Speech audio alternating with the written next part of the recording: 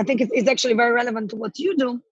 I think that, we'll at least maybe in the PropTech circles, but really in the real estate circle as well, we acknowledge that post-COVID-19, real estate will have to innovate much more than before.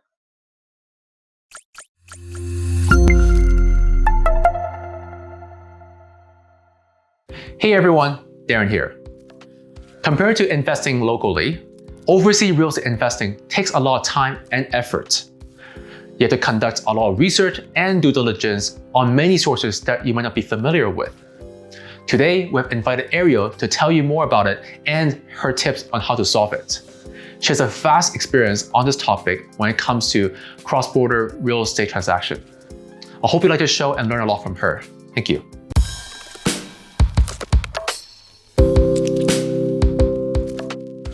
Hey Ariel, thanks for coming to the show. Hi. Hi. So for the audience that don't know about you, so I'll give you a little bit introduction from my side, because I think I met you 3 years ago, and then there was a talk about the future of PropTech, and you're one of the panelists on it. So it just I remember I reached out to you and asked you some questions, and somehow we just keep meeting up afterwards. Something that it just, something kind of interesting that after so many years, I still ask you questions about what's going on in the PropTech space and the real estate space. So it's good to have you here. Thank you so much for inviting me. Happy to be here. Yeah. So for the audience who might not know who you are, would you mind telling them about you and your work? Sure. So my name is Ariel Shtarkman. I'm originally from Israel. I've been in Hong Kong now for 12 years. I started my career in real estate, actually in real estate private equity in New York, after graduating from Columbia Business School. And the fund I worked for transferred me here in 2008 for a very exciting position in real estate private equity. Of course, we'll know what happened in the end of 2008 and 2009. So financial crisis happened. I was very fortunate to move to Citibank here in Hong Kong. And in Citibank, I had several positions. I helped restructuring some of the special situation deals in real estate. And I was involved in the structured finance team, arranging primarily debt financing for real estate companies across Asia. A few years ago, I wanted to go my own route and always wanted to be an entrepreneur. So I started my own business, actually, several lines of business, if you will. I'm an investor in real estate. I had a portfolio of assets in Hong Kong, which I actually sold a couple of years ago, and always looking for more interesting opportunities. I have a separate venture investing in New York real estate with Asian family offices. And those are more club deals, private equity type deals structured in physical assets in New York. And lastly, in the last, I would say, 36 months since we met, really, I started to get more and more involved in the PropTech space. First, it was very interesting for me to understand how technology and innovation will change our really traditional industry. And as I learned more, I realized that the only way to really understand how technology and real estate merge is to become an investor myself. So I'm an angel investor in several PropTech startups. I only focus on PropTech in all my angel investing VC ventures. And we can chat more about kind of what opportunities I'm looking for. But I would say in the last year, that became a much bigger portion of what I do, whether it's constantly meeting startups, other investors, and understanding the ecosystem and how we can push through innovation in real estate. That's cool, because I think that when preparing the material to have this recording with you, it's really wide range. Looking at your resume, it's you have very vast of experience in the real estate space, and then you decided to digitize, look into this whole space. So this conversation is meant for looking at that, because not only that you have those experience, you actually do a lot of things cross-border. You're from Hong Kong, you're in Hong Kong now, but you actually have deals from overseas, which is something that is very interesting, because our channel is about for overseas investors to find real estate opportunities. opportunities. So it's really exciting to have this. So for the beginners, and I think sorry, yeah. For your point, it is impossible to do cross-border investments now without technology, without a platform like yours, because it will be extremely difficult and inefficient, really. And this is where technology can play a major role. Yeah, so thanks for the shout out, because it's something that, I think a lot of players are trying to do to bridge the gap in between of the whole ecosystem. So hopefully, people can have more, understand what's going on, know what is better, find people they can trust, cross-border. Well, so for the beginners who are not familiar with real estate investing, right?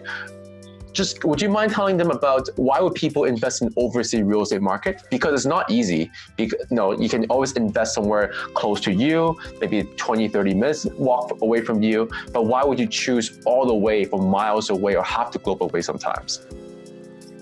Sure. So I think there are two main reasons, really. One is, of course, portfolio diversification. My sort of network encompasses primarily private investors and family offices. And even in the last year, since Hong Kong had been through some turbulence and then COVID-19 situation, a lot of those investors, while no one is planning to leave Hong Kong, but investors are looking to diversify outside. Real estate is something that traditional Asian investors really love and understand. And I feel that that's almost a natural segue into diversification, investing in real estate abroad. Of course, easier said than done. As you mentioned, it is very difficult. But diversification is, of course, one main reason. And second, I would say looking for better returns. Now, looking for better returns is tricky because, as we know, Hong Kong real estate is very efficient, it's very stable, and it's very expensive.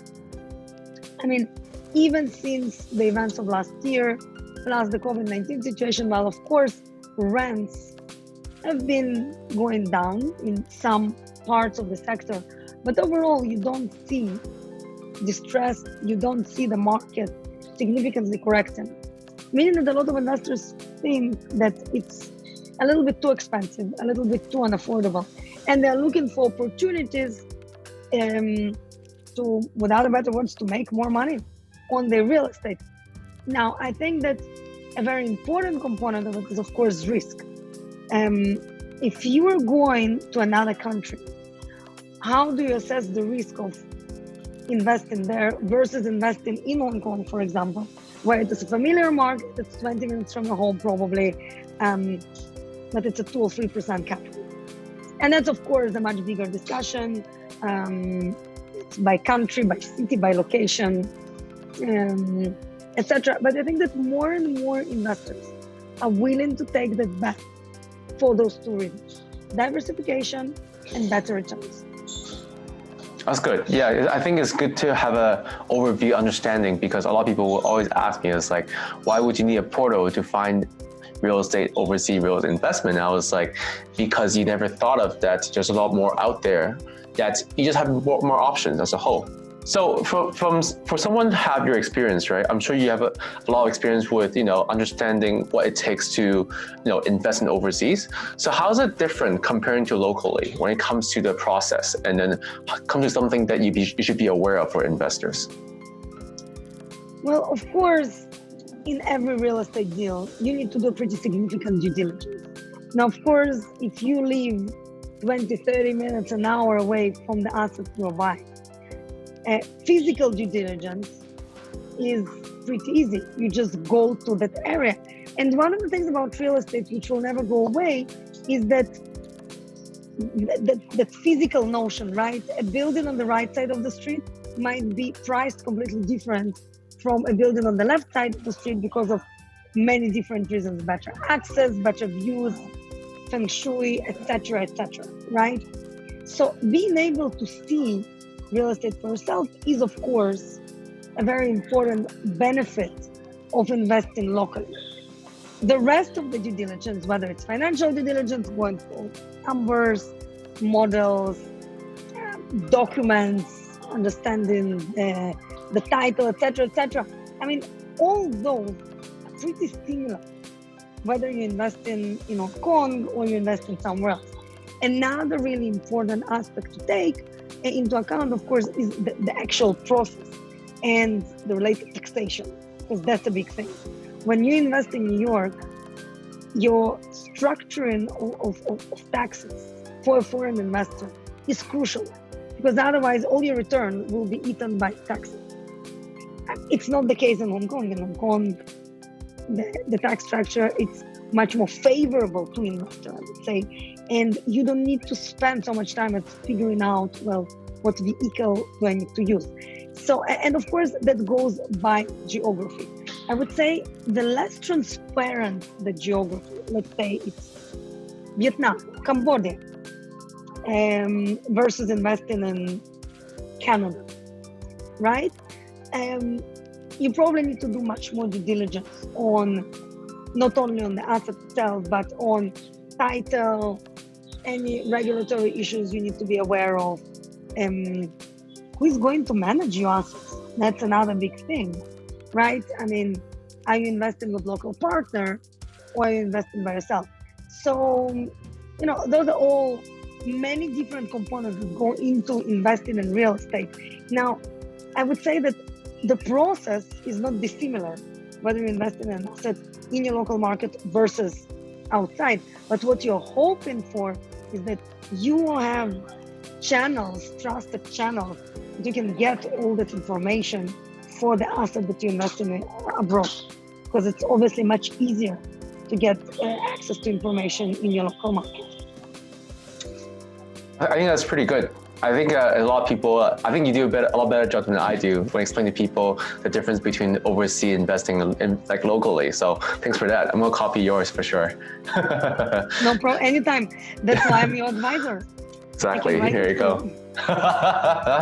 Oh, well, like, you know, like, so you know that this channel is meant for like a lot of people who are watching this are Asian investors, and I know that, like, you know, there's a lot of different type of investor. Asian investors are one of the many. Would you mind kind of, what's your kind of through the experience, right? Can you summarize what usually Asian investor like their appetite, and then location wise or certain type of risk and reward that they would like to have? Absolutely, and I think again, I had a very focused expertise in what I do, so I haven't covered all the markets, definitely not globally, but I would give you sort of tidbits of information. So I think that first, Asian investors, and I'm talking about private investors, family office, etc., they love physical assets much more than they love structured products. And I know we'll get maybe into structured products in later questions. What I mean by that, they would like to be a part of a deal investing in a hard asset rather than investing in a fund. I mean, debt vehicles have been a bit more popular in recent years. But I think that from my experience, at least, investors here want access to assets themselves and not to be removed several layers. So that's number one. I would say in terms of geography, I mean, I've seen here investors who only invest in UK, for example, as they path for diversification. They know UK, they obviously, Hong Kong and UK has historical ties. They have been in the market for a long time. They don't need to go to UK, and it's not just London, it's London and secondary cities. They have family there. So a lot of people are very comfortable by now investing in UK because they've just been doing that for a while, have their relationships, understand the tax structure, which actually keeps changing, but still, again, very comfortable.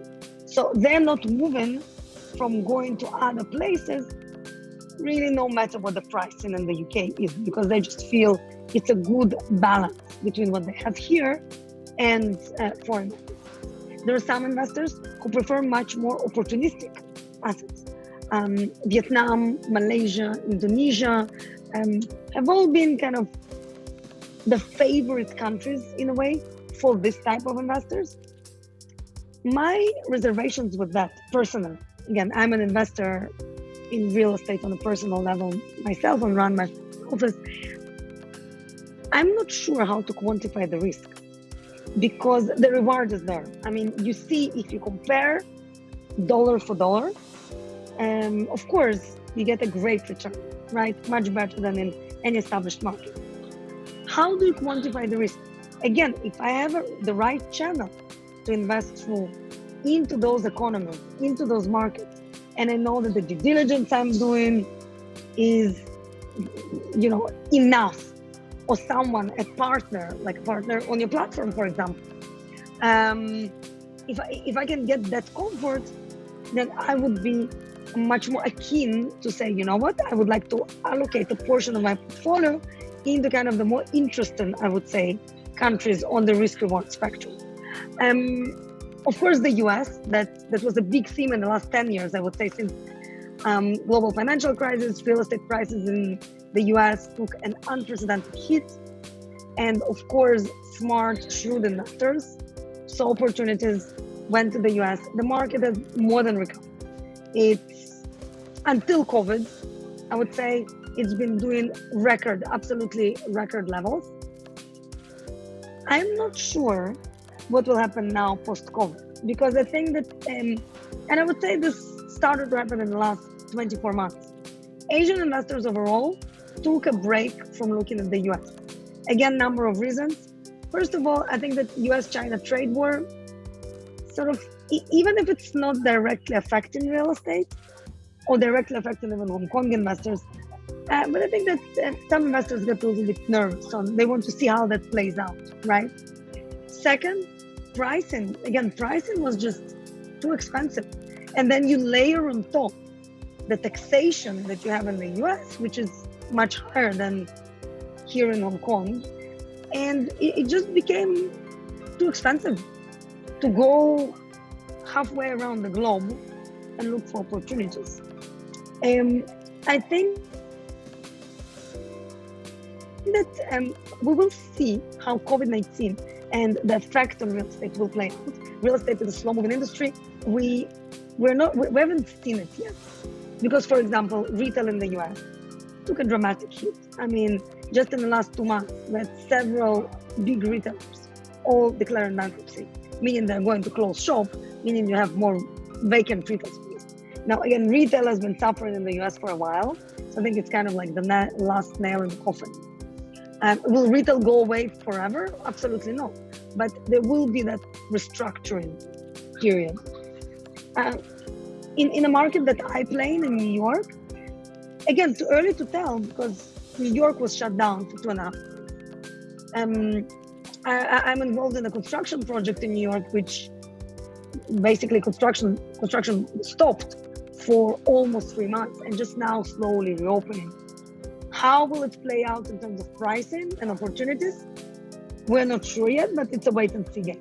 But I think, to summarize kind of what I just said, again, I cannot touch every country because I don't have experience in every country. I think that when dust settles post-COVID, I think that individual investors sitting here, whether it's Hong Kong or Asia, will be actually more interested to invest in other parts of the world. And whether it's US, whether it's UK, whether it's other parts of Europe, whether it's other parts of Asia, because everyone realized in this crisis, or in this mini crisis, that diversification is extremely important. And how you diversify in real estate, either you invest across asset classes, but probably you need to diversify your geographies. I see. I think that's a pretty good explanation. I actually want to know, because like you cover a couple of things, right? Like the recession, the virus spread and all that. And then obviously your skill set is focusing on New York market. Actually, would you mind like give the audience more detail about your work in New York? And then, like obviously you cover some about your opinion on, this whole effect so far, but then, so how would you like plan to like, defend or change a little bit, or even look at different market because of where we are at the moment? So I think, look, for me, it's a little bit too early to say. I think that because of what I mentioned, we haven't seen the dust settle. We haven't seen valuations changing this way or that way. We haven't seen any distress, again, yet. I think for me personally, the big theme for me is absolutely we need diversification. I'm not sure if my next deal in terms of diversification will be in the US. Actually, probably not. For the reasons I mentioned, I also worry about the trade war, upcoming elections, taxation. It's tricky. However, it's also a question of really the price and where the market is. So I feel like a lot of investors definitely understand that they need to rethink the diversification strategies more than before. But where will that be? Where those countries, where those next purchases will be? Everyone is sort of looking for, and it's tricky, right? Because you want to get in at the lowest price, obviously, especially because everyone has been waiting for some cool down of prices. And that's, I think, globally for a while. The question is, are you going to go in if New York suddenly, just an example, valuations drop by whatever, 10, 15%. And I'm not saying it will happen, but just as an example. Or, Japan, another market that a lot of investors from Hong Kong particularly have been very interested and very active. Many people already have assets there. I mean, will we see sort of another surge of investors going to Tokyo or going to Japan overall, because that is extremely cheap. Plus, you might be able to see opportunities that you haven't seen 12 or 24 months ago. So I know it's like, I don't like not responding directly to a question, but that's the reality. I think we are a bit in that wait and see game. No, I think that's great, because I think that all the world-class investors that I know so far are very blunt about hey, the world's huge, there are a lot of things to look at, and then there's no point of just saying that everything. And in fact, that I think usually the world-class investor are the one to keep learning, understanding that there are things that keep learning, they're understanding what stage they are in. So I think that it's very refreshing to hear from you, because it's obviously someone experienced like you would say out loud, hey, it's too early, there are a lot of things to look at, you never know what's going to happen. And then that's why we have these kind of channels, because it's so much to learn. The more you learn, you realize there's so much you don't know about it. So I'll shift a little, sorry, keep going. And just one point that I think is actually very relevant to what you do. I think that, we're all, at least maybe in the PropTech circles, but really in the real estate circles as well, we acknowledge that post-COVID-19, real estate will have to innovate much more than before. And innovation is across board, whether it's the way we invest in real estate, the way we build, the way we manage real estate. So it's kind of adherent to the standards now in terms of social distancing and cleanliness, etc. Basically, technology is really our friend, not a disruptor. Technology only will make real estate better. And I think that this is a big theme, that's a thinking theme, I would say, that investors are looking at. And then, of course, consequentially, is what are the geographies and the asset classes that will be interesting taking that technological advances. In other words, I mean, if I'm investing now in a market which is kind of less developed, but what are my options in terms of, are those assets will be built for the 21st century, or is still a little bit backward? Again, I don't have answers to these questions, but I think that this is definitely sort of those big questions that investors in real estate are asking themselves much more than before. No, it's something that is something that very interesting, because it seems like a lot of people also look into tech right now in the real estate, traditional real estate professionals, which is interesting, right? Because you have been really active with groups like ELI, the Urban Land Institute, and PropTech Space. Actually, what's the reason behind it? How do you get to that realm, from the traditional background like yours before? Again, I think that, as I mentioned, I'm a very active member of Urban Land Institute. I serve as a senior content advisor for ULI Asia Pacific. I sit on the Hong Kong committee, and I've been involved actually since business school, since I was a student in New York, because this is the premier organization for real estate, definitely in the US, and then it became a premier organization for real estate professionals here in Asia. When I moved to Asia, ULI was just starting here. I helped to start the Young Leaders Group, and I was chair for some time, etc. And that's been going on for, I think, the last 5 years. I've been, through my roles as a very active member of ULI, I've been sort of pushing this agenda of innovation. I mean, what's next for real estate? How do we bring those innovative ideas in real estate to our audience, to the network of real estate professionals across the sector, whether it's investors, developers, brokers, architects, other service providers, right? So, and I think that knowledge sharing and that community building is crucial, because as I learned in the VC world, I think the VC world is much more collaborative in a way than the traditional real estate world. Traditional real estate world, everyone is doing their own deals and people are collaborating, don't get me wrong. And you need a lot of people to make a project success, whether it's your investment professionals, the leasing brokers, the architects, the designers, of course, the owners, developers, the consultants, etc., etc. So there is definitely a collaboration on the project level, but in VC, it goes beyond that. It's really a community of both the startups and the investors, kind of trying to work together to push those successful ideas forward. And I think it's really, really important for me personally, I think, as a real estate professional, to stay connected. I mean, and yet I don't have all the answers. I don't have all the ideas, but this is why you meet a lot of interesting people, either in your industry or in sort of like those parallel to become in my industry as well. So like it's interesting because there's so many real estate platforms or property tech companies. You just happen to pop out, kind of like sprung out of nowhere for the past couple of years, and especially recently, right? It's like in Hong Kong, I think there's 4 to 5 real estate platforms coming out this year, and then obviously mine. But so what's your? That's a lot.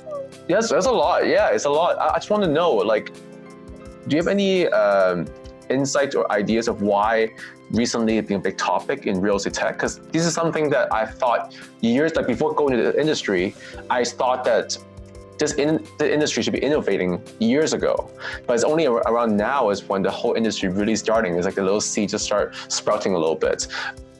Do you have any viewpoints on that?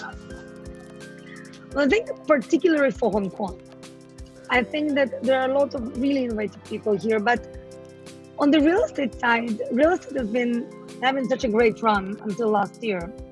It's almost that you didn't need to innovate. I mean, as an owner, you've been collecting rental checks and everything was as normal.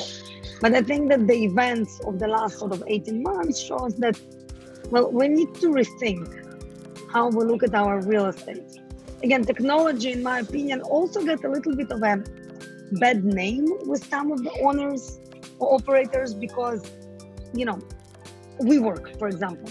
I mean, they build as disruptor. Of course, we all know what happened with WeWork, but there is a lot of, I think that real estate industry doesn't like disruption. But technology in real estate doesn't really bring disruption. It only brings way forward. It brings collaboration. It brings ability to actually manage your assets better, to understand what you have in your portfolio in a much better way, to invest better, to, again, save costs, which is great. As a real estate investor, all I care about is really the bottom line of my assets. And if technology helps me to improve that bottom line, I'm interested, right? And I think that back to sort of, this was a bit of a sidetrack to a question, but I think that what happened in the last, I would say 18 months, there is more and more discussion in the real estate industry. Well, we need to do something. We need to innovate. I think that COVID actually accelerated that on many levels. And that's why I think you see enough now people are doing more interesting things in real estate and trying to sort of figure out what is that next thing, what are the opportunities. See, no, I think it's good. And I think that for you, you are coming out, we talked about it, with your platform at the right time, because people will be more willing to diversify. And I think that a lot of investors, I would say 5 years ago, I don't think the market overall, or the Asian market, was ready to invest through online platforms. I think that now people are more ready. Again, I cannot guarantee how many will be actually using the platform, but you see my point. I think that it's investor education, really. I see. Like, so you know, like, I know that you've been working on several things before, right?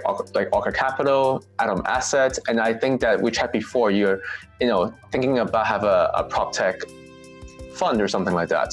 So how would you think all these tie together in terms of moving forward?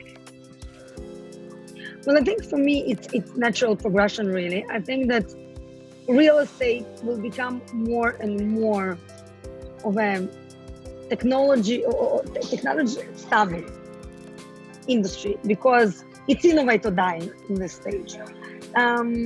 So for me, I've been always very passionate about real estate, about physical assets. And what's interesting for me is how we make physical assets more compatible in a way with our smartphones, with our tablets, because we live digital lives, right? But how that those digital lives connect to the physical space, and with that, where are those opportunities? So for me, again, I think it's time for sort of an Asian-based platform. It's a VC platform or a deal platform, investing in startups only focused on PropTech. And there are a couple of platforms already, but I think that we're still in early stages. It's sort of a natural progression. How do I combine, through my personal investment experience, really, the physical and the digital, and bring them together? No, I think it's good because I already see that kind of merging together. And then, you can say different businesses, but I think it's in one. It's just different kind of focuses. So what kind of takeaway would the audience, would you like the audience to have from this video? Well, I think it's, what would you like the audience to take away? But I think that, look, several things. I would say PropTech and technology in real estate is here to stay. I think that now is the time to explore all the different options. Again, PropTech is a vast industry. You and I talked about it many times. Yeah. I mean, I think what's relevant is what are the solutions for the real estate investment and development community that can make them invest better, develop faster, again, focus on the bottom line. What will help owners, operators, developers, investors to stay competitive, right? I think another takeaway that real estate, investing in real estate abroad is also probably here to stay, and this trend will accelerate. Now, what I hope to see from your platform is that it's a way for investors sitting in Hong Kong, learning about all those different markets that you will have, and saying, you know what, actually, I'm feeling comfortable that through this particular channel, I can do it. And I feel comfortable, I understand my risks and my rewards, etc., etc. I think that, again, it's diversification is a big theme right now, not just in real estate, but pretty much anywhere in portfolio composition, because the markets overall are just so unpredictable. So for people who want to know more about, obviously overseas real estate investing, or for example, let's say US market that you're familiar with, and also for PropTech, how would you suggest them to reach out to you and talk to you about more, just further about it? Well, they can, I'm not sure how you're doing it through your platform, but they can always reach out to me, again, through your platform, because you have those the advisor section. I'm always happy to connect with people interested in pretty much anything we talked about, because again, from my experience on the VC side, I think that community is, although a bit of an overused word, but a very important word for us to learn from each other, especially in this day and age. Yeah, for sure. And obviously, I will include all your contact information in the show notes. People can reach out to you. And then I just want to say thanks a lot. And then you play a really key part for how Denzity becoming what it is today. And then continuously, I really hope that you keep learning from you, because a lot of times I'm in my basement and then just working a lot, and then asking you about advice about real estate investing overseas and about the pain point that investors have to go through. More important thing, how to innovate, something that personally I want to say thank you through this medium, because I never really properly thank you for that. No, thank you so much for that. And I mean, I'm excited for you guys. I think that, you and I have been talking for a while. I think that, as I said, 5 years ago, it might be too early. Now, I think it's exactly the right time. Yeah. So you just need to capture that market properly. Yeah, for sure.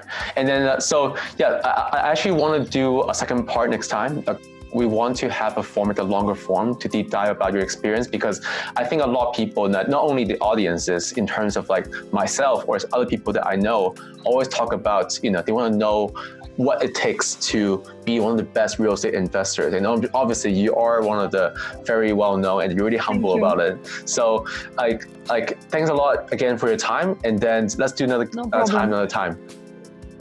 Great. I love that. Yeah, thank you. Have a great have a great day. Thank you, everyone. Bye. Bye.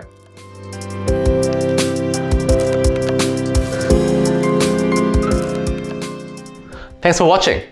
What do you think of this episode? Please let us know in the comment below, and be sure to hit the subscribe button to keep in touch with us for upcoming videos. But before we go, I want to give a big shout out to Patina Design Lab. They're the one who help us in making our brand, our direction, as well as these videos. They are a strategic design consultancy firm to help businesses with a wide range of design services, from industrial design, branding, graphic design, art direction, content creation, and many more. They are a very talented bunch, and I urge you to check out their website for their work. That's all for today, and see you next time. Cheers.